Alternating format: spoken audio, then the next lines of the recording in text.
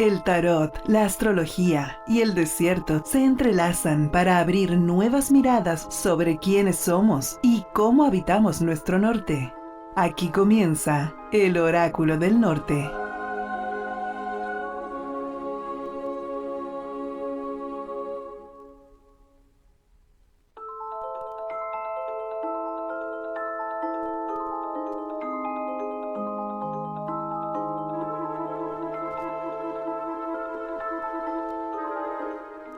Muy buenas tardes, sean todas, todos y todes muy bienvenidos a una nueva edición del Oráculo del Norte.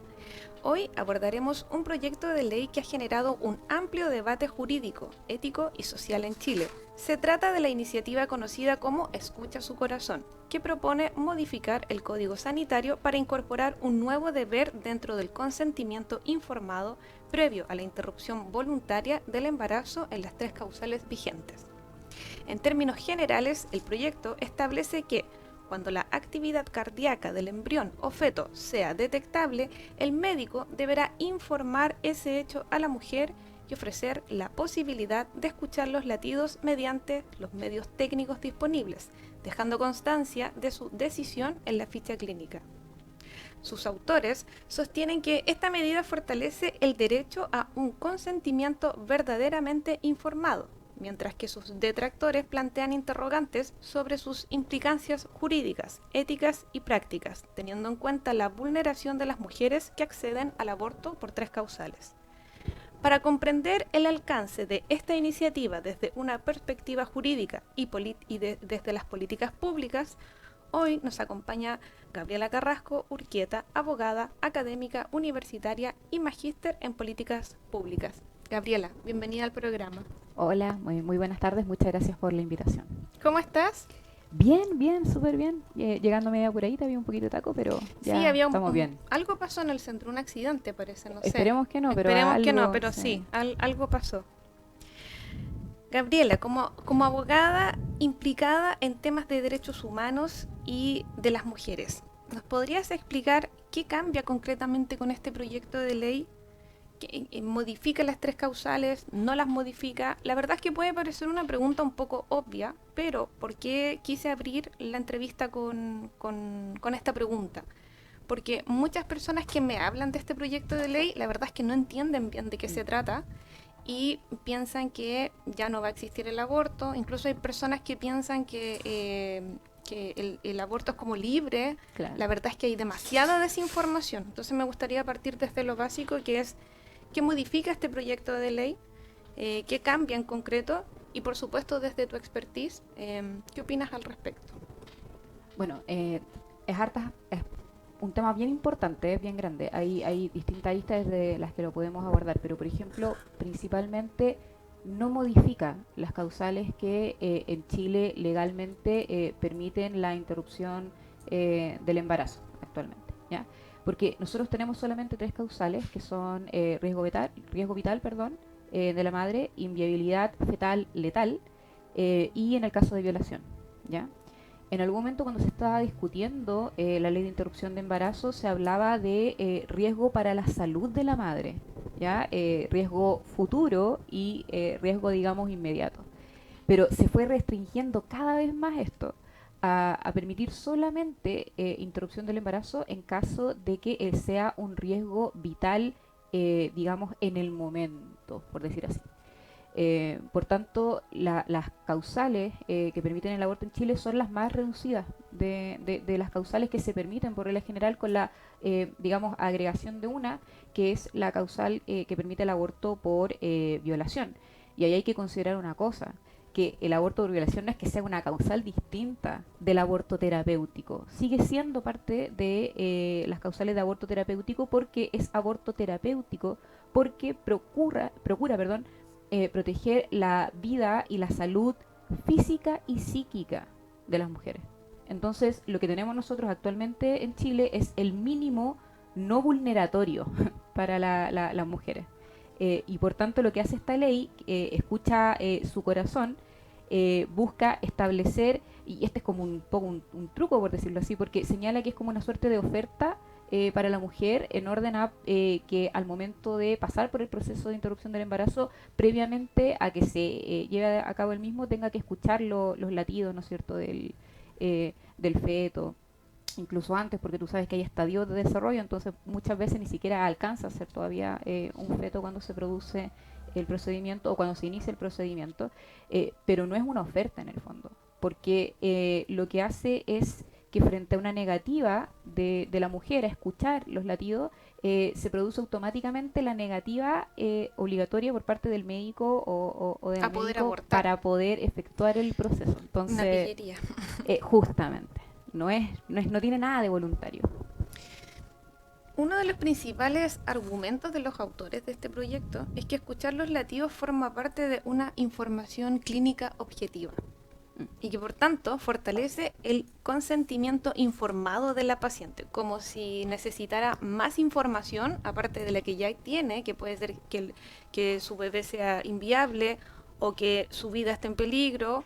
¿Qué más información necesita, no sé, una niña de 12 años que fue violada? Que generalmente eso ocurre por estadísticas en los contextos familiares. No sé qué información más necesita, pero este es uno de los principales argumentos de los autores de esta ley. Entonces, desde el punto de vista del derecho, ¿qué significa realmente un consentimiento libre e informado? ¿Por qué este concepto es tan relevante en medicina?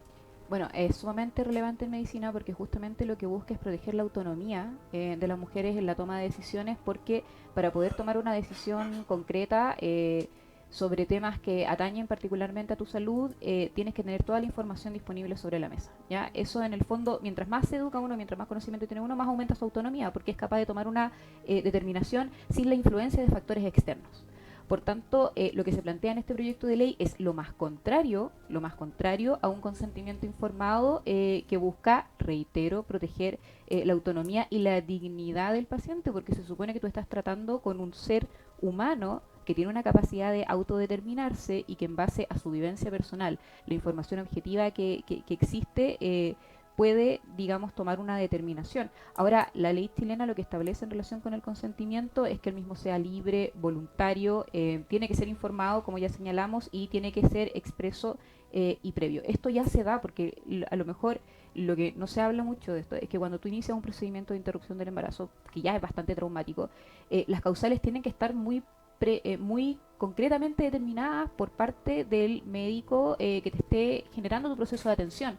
Es más, en el caso de los procedimientos de interrupción de embarazo, hay una dupla de carácter psicosocial, que son unas duplas que intervienen al momento en el que se da esta situación en que tiene que producirse un aborto por las tres causales, que son las que acompañan el proceso de manera tal de que la mujer tome una decisión debidamente informada. Ahora, el hecho de que sea libre y voluntario, que es lo que no se nos puede olvidar acá, es que no existan presiones externas que vicien ya la toma de la decisión. Claro, totalmente. Y dentro de ese como libre albedrío, tampoco es que las tres causales se cumplan al pie de la letra. Voy a citar estadísticas de Corporación Humanas que hoy se publicaron en BioBio. De acuerdo a Corporación Humanas, 34 hospitales públicos que superan el 40% de los objetores de conciencia en la causal de violación, y en 6 de ellos el porcentaje llega al 80%. El Hospital Sotero del Río, el 89,3%, el Hospital de Victoria, 88,9%, el Hospital de Santa Cruz, 85,7%, y el Hospital Clínico Eloísa Díaz de la Florida, 83,3%. Cada uno con 2 obstetras contratados. El Hospital de Cauquenes es el caso más extremo, que tiene un 100% de objetores de conciencia en las tres causales. O sea, tal vez si no hubiera existido este proyecto de ley, tal vez el tema ni siquiera hubiera estado en la palestra, de que ni siquiera se cumplen las tres causales. Sí. Lo que pasa es que en este proceso en particular, como es un procedimiento sumamente arreglado, y Chile permite o autoriza lo que se denomina objeción de conciencia, incluso permitiendo la objeción de conciencia institucional, es decir, la capacidad de objetar por las creencias propias, digamos, a instituciones completas, y esto también lo permite la misma interpretación de la Constitución tal y como la tenemos, ¿ya? Que a lo mejor es sumamente válido, yo ni siquiera voy a meterme ahí porque a lo mejor un hospital o una clínica de confesión católica no va a estar de acuerdo y va a tener una objeción institucional, etcétera. Pero la salud El privada. tema es la salud, justamente. No el la tema pública, es la salud po. pública. Exacto. Lo Ahora, que cité es de salud pública. Así es. Entonces, esas son las diferenciaciones que hay que hacer, porque mucha gente dice, no, pero es que bueno, no pueden obligar a los médicos, nadie está obligando a los médicos, por ejemplo. No me pueden obligar a mí, nadie la está obligando a usted.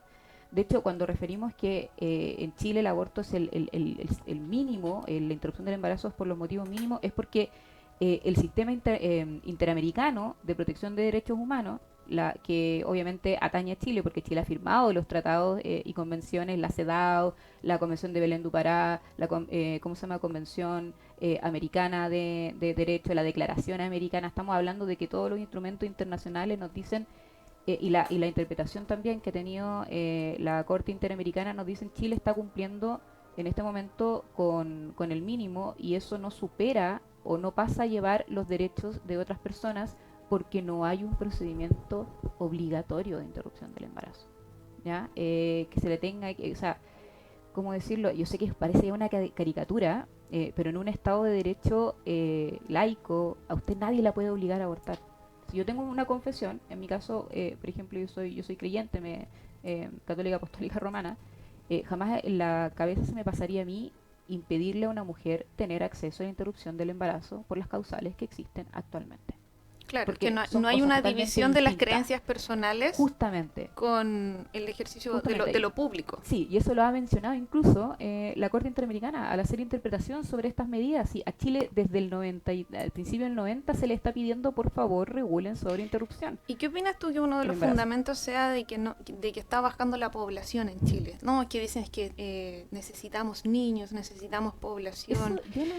Yo el otro día leí que en base a las estadísticas, y me puse muy contenta, es verdad, los embarazos han bajado en Chile, pero es que hace 10 años atrás, un 43% más de los embarazos que existían en esa época correspondían a adolescentes que en general habían sido abusadas en el espacio de su hogar. Sí.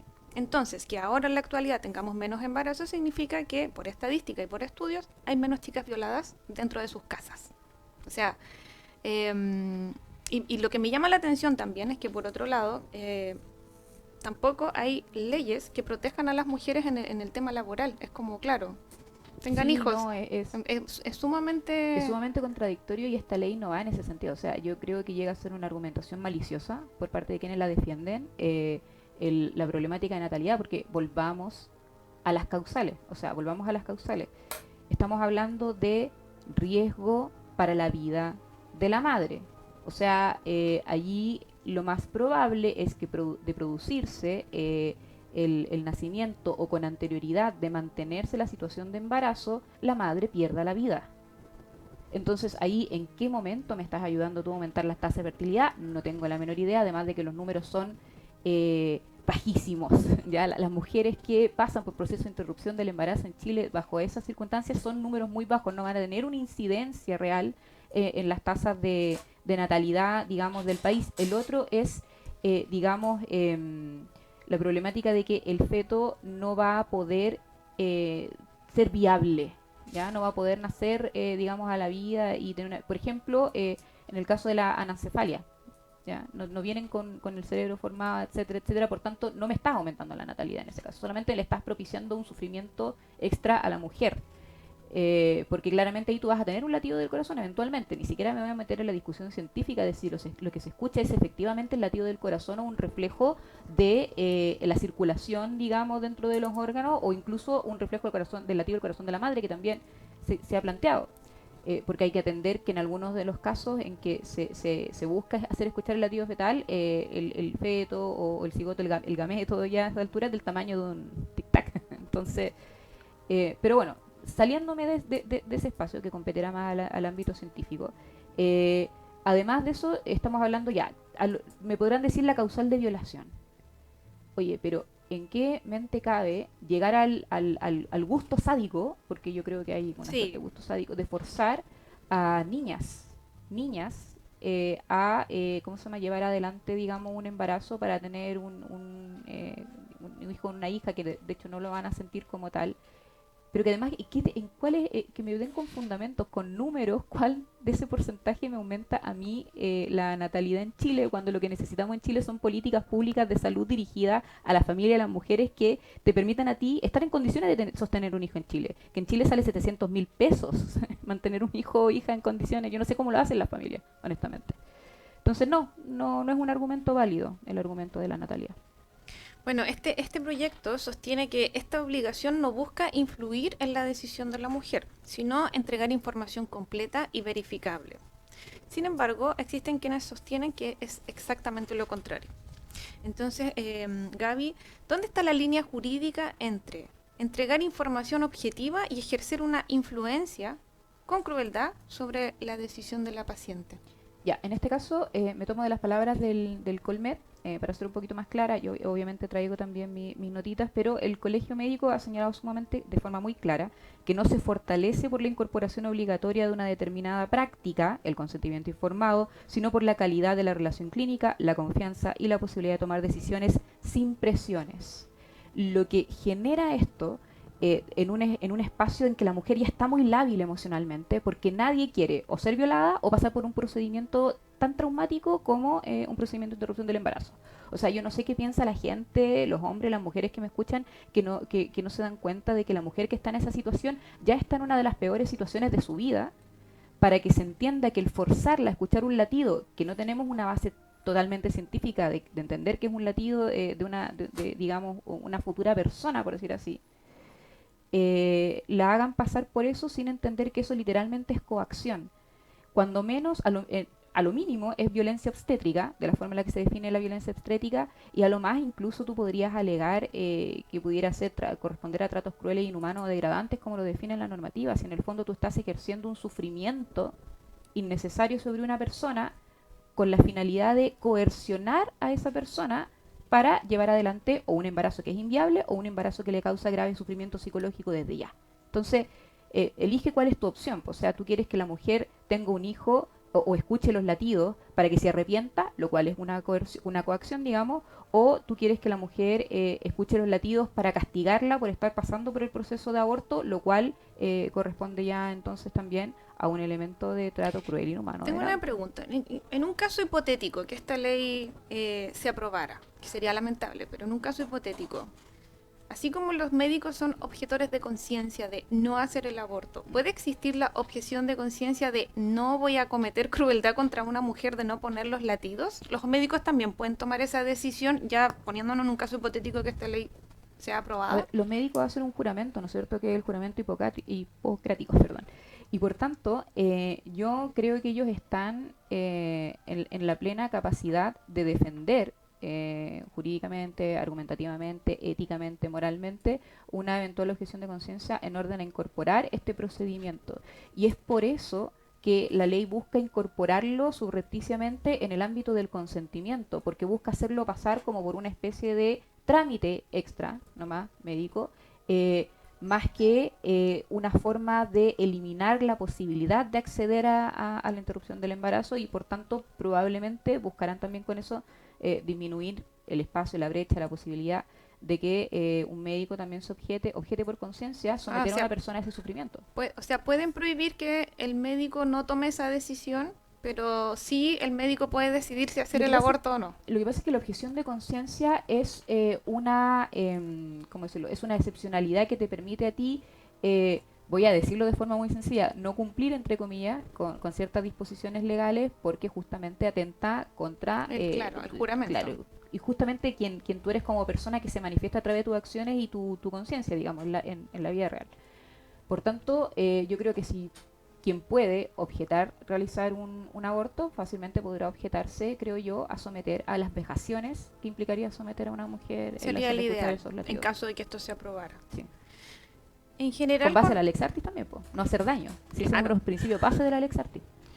En general, yo con las personas que he hablado, no están de acuerdo con esta ley, con este proyecto de ley, independiente de que haya confusión de si el aborto se va a abolir o no, o si vamos a tener el aborto libre, que sería lo ideal. pero en general veo que hombres y mujeres, porque creo que este es un debate ciudadano amplio y muy complejo, yo veo que están en desacuerdo. Pero fíjate que me llama la atención que todos me dicen, Nico, pero ¿qué se puede hacer? ¿Qué podemos hacer si hay tanto miedo? La gente no quiere salir a las calles a protestar, la gente no quiere tener problemas por decir su opinión de manera pública. Existe mucho miedo, entonces, ¿qué mecanismo puede aplicar la ciudadanía para demostrar que está en desacuerdo con esto, desde la formalidad? Bueno, existen mecanismos institucionales y no los utilizamos mucho, debiéramos empoderarnos bastante más de esos mecanismos, que es el contacto directo con nuestros representantes o las personas que fueron elegidas en algún momento para actuar como nuestros representantes, ya sea en calidad de diputado, diputada, senador, senadora. ¿Por qué? Porque existen, por ejemplo, ahí tú entras a la página de la Cámara de Diputados o la página del Senado y tú puedes encontrar accesos a formularios dentro de los cuales te permiten hacer observaciones o te permiten hacer, digamos, requerimientos específicos relacionados con alguna norma que se esté discutiendo. En otras palabras, tú puedes manifestar tu opinión, generar el contacto mediante ese tipo de formulario, pero también existen dentro de las páginas, y es algo que tiene que tener cada uno de nuestros representantes, un correo y un número de contacto también a disposición. Entonces, el llamado a la gente es justamente informarse y poder transmitir directamente esos requerimientos a quienes finalmente votan la normativa. Si bien yo creo que esta normativa en realidad no tiene un verdadero apoyo o no debiera tenerlo, misma vez que una de sus proponentes, Osandón, si no me equivoco, ya señaló después que en realidad no había apoyado la iniciativa y que la firmó porque no la leyó. Sí. Cosas medias aberrantes que no debieran ocurrir cuando tu única labor es legislar, pero se ha dado, digamos. Entonces, yo creo que primero es el contacto directamente con nuestros representantes, generar estos espacios institucionales de presión ciudadana, también una participación más activa en espacios de debates públicos y también en espacios de organización. Por ejemplo, yo venía ahora para acá y me sorprendió muy gratamente ver, por ejemplo, hay una nueva organización acá en Antofagasta, que son varias mujeres que espontáneamente, digamos, se unieron lo estoy buscando por si acaso, para dar el nombre correctamente, en la Agrupación por la Libertad de las Mujeres de Antofagasta, que se denomina ALMA. ¿Ya? Es una agrupación relativamente nueva. Ellas sacan, con fecha de hoy, una declaración pública donde denuncian justamente la forma en la que se plantea esta normativa, el contenido de la misma y señala y solicita a las personas que tengan la misión de votar en la misma su más completo rechazo. Ya, entonces, el mecanismo para que las personas que no están de acuerdo con esto reclamen, en concreto, es ingresar a la página del Congreso. Pueden ingresar a la página de la Cámara de Diputados, a la página del Senado. Existen formularios de contacto donde pueden hacerse parte de ¿Algún nombre en particular para que la gente lo retenga? Es más fácil, de hecho, tú pones Cámara de Diputados y dentro de los listados te va a aparecer al tiro la posibilidad de contacto, etcétera, etcétera. Entonces ahí tú puedes decidir si tú haces el contacto general, por ejemplo, o si tú refieres el contacto específicamente a tu representante ingresando en la página donde aparece cada uno de ellos, donde debieran aparecer sus datos de contacto también. Porque hay que recordar que ellos también tienen que tener oficinas parlamentarias y todo eso. Entonces esa es una forma de hacerlo. Yo creo que la ocupamos muy, muy poquito. Habrán agrupaciones que lo utilicen mucho más. Y la otra es la organización permanente y hacer saber el descontento. O sea, piensa que el impacto de lo que planteaba la misma gente en redes generó, por ejemplo, que una de las personas patrocinadora del proyecto saliera diciendo que lo había firmado, por error. Entonces, la gente no puede restarle, digamos, poder a la influencia que tienen dentro de los espacios de discusión pública, que en este momento se manifiestan mucho, por ejemplo, en las redes sociales. Yo diría más bien que la primera pega, el primer trabajo es informarse debidamente, no replicar bulos como que esto modifica las causales, como que esto en realidad no pasa nada porque no va a afectar el derecho de las personas, como que, oye, si es hacerle escuchar, que se hagan responsables de sus actos, que me refiero nuevamente al gozo sádico que tienen algunas personas, que está bien que se miren a sí mismas y lo admitan. A lo mejor yo quiero que las castiguen más que hacerlas sentir como acompañadas, porque para el acompañamiento hay una dupla psicosocial, ¿ya? Pero yo creo principalmente eso, los canales institucionales, la conversación y el copamiento de espacios sociales, redes y otros. Gabriela, te doy las gracias por esta entrevista. La organizamos de manera muy rápida en la semana. Te doy las gracias por venir a este programa a hablar este complicado tema que creo que independiente del área que sea, a todos nos llega de algún punto porque tiene que ver con lo humano y básico. ¿Y por qué cierro con esto? Porque nosotras cuando anunciamos el programa en redes sociales recibimos muchas críticas, ¿no? Y nos dijeron que un programa de corte esotérico no podía hablar esto, todo lo contrario. Los programas que tienen relación con el esoterismo, la magia, si empezamos a analizar un poco la historia de las brujas está marcada por una toma, por obligación de nuestros cuerpos para poder hacer grandes cambios sociales, políticos y económicos en favor de otras cosas. Se daña el cuerpo de las mujeres y eso son técnicas históricas.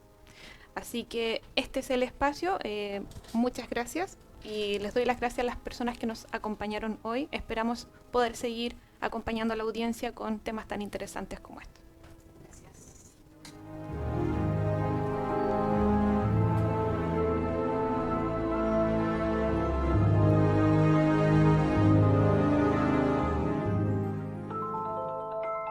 Llegamos al final de El Oráculo del Norte, este espacio donde la cultura, el simbolismo y el tarot se encuentran para abrir nuevas perspectivas desde el norte. Gracias por acompañarnos en este viaje. Nos reencontramos en la próxima edición, aquí por Madero FM.